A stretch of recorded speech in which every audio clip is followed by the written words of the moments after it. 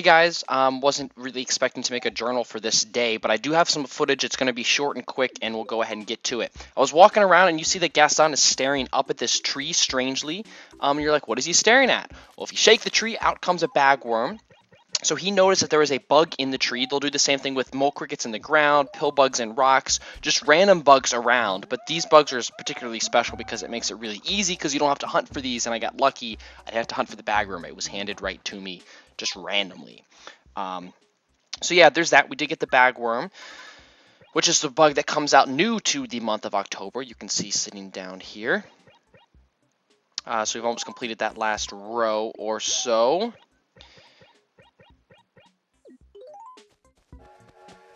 Next up, we'll go run up here to the post office. I want to pay off some of my debt because we do have some good bells in our pocket. 250,000. We're going to go and pay 50,000. Owe an even 200,000 here on our house, which will be nice.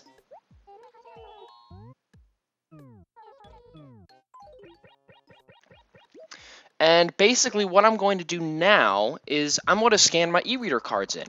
So I bought a bunch more, but basically I bought one sealed pack like a year or two ago of, I think, like series 3 or 4 or 5 or something like that. One of the last series that was made, basically. It came with 5 cards, 4 character cards, one of those which was a double sibling character card. So it's like having 5 cards, and then I got they were just random characters, so neighbors, and then Copper and Booker, Rossetti, Rosie, Kit. You'll see them all in a moment. And then I also got a pattern card, and we'll see that as well. So it took me a while. It literally took me like 10 or 15 minutes to remember like how to scan cards, the process of scanning the cards, because the e-reader's finicky and, you know, all that stuff. But I basically eventually get it to work.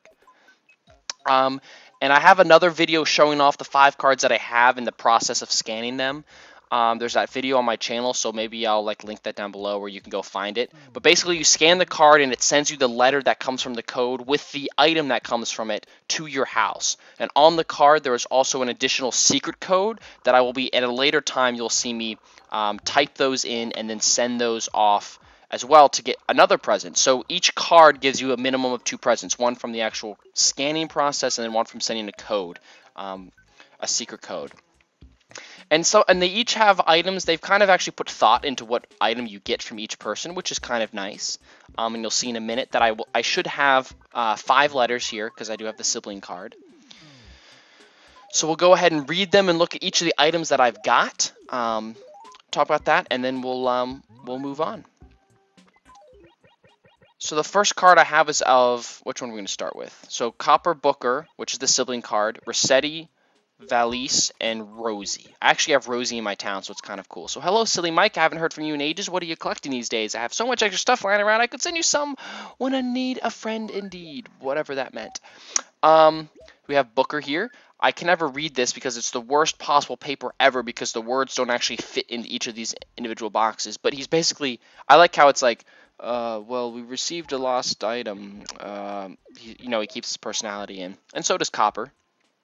You're quite the busy bee, buzzing to and fro and making me proud that you're a citizen of my town. Come by and let I'll let you wear my hat sometime. I wish that was actually the case. I want to wear his hat. We have Rossetti. Some people say I'm mean and nasty, but they don't know the tragedy I've seen because of the reset button. I'm not bad. I'm a concerned mole with a soft heart and tough skin. Now scram! Always feel bad for Rossetti. And then Valise is a kangaroo, just a random kangaroo villager. Tries to hypnotize me. So, yeah, that happens. So here are our furniture items. Let's see, from Rosie, we got a pop machine, which she's very bubbly, so that kind of fits. Soda pop machine. From Booker, we got an office chair.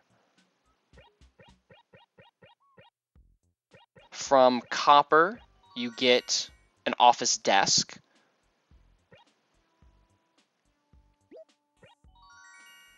Pansy Model 3 from Rossetti, so you get the office, basically if you type in the codes on the card, you get like the full office furniture set from Copper and Booker. You get that painting from Valise, which is just kind of random, but I think she's very fancy character. But you see the Pansy Model 3 that we got, there's 9 flower models total. And we got Pansy Model 3 from Rossetti because you get a flower model on Groundhog Day, and of course they use Rossetti as the groundhog in this game, which is really funny. That whole cutscene where he comes out of the ground. Hopefully we'll get to see that, because I know I didn't show that off on my last Let's Play. But basically, the way it happens is you can get one of the random 9 flower paintings. You get one of the random ones. So if you have 4 characters in town, you can maybe get up to maybe 4 original ones. But it takes a long time to get all the flower models, so they put them in as a different way to get them here. They are orderable, so once you get them, you can order more. But trying to collect all 9 is quite the task. So you'll see here that we get that Pansy model from Rossetti, because it kind of relates back to his Groundhog Day holiday, which I like. So we got a free model. Another free model here. So we're gonna run down to the museum to go donate the bagworm and that painting. The bagworm has a lot of text, so that's why I left it in here, because I thought it was kind of interesting.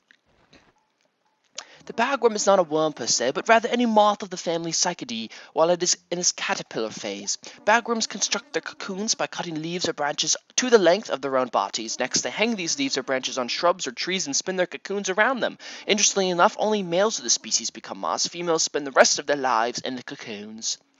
The black furry males fly from cocoon to cocoon, leaving the females to lay 500 or so eggs and then die. Just imagine it, 500 or more eggs and then they die. That's not very sporting if you ask me. Can't see any female owls standing for that nonsense. My dear old mum would have given my dad earful.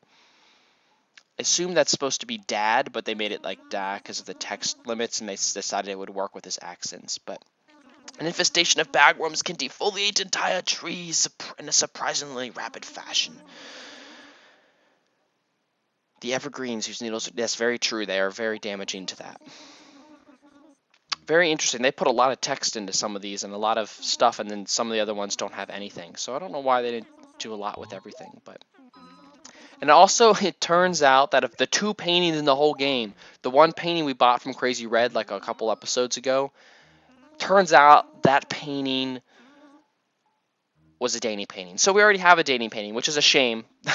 Just the chances of that happening. So I have an extra real painting I'm just going to have to sell. So that's kind of depressing that is the case. Multiple copies of this. Yeah, that's also something interesting to think. Multiple copies, like usually there's like one original artwork piece. You know, some people paint like a lot, like multiples of them, but especially in old historic art like that, how can you have 2?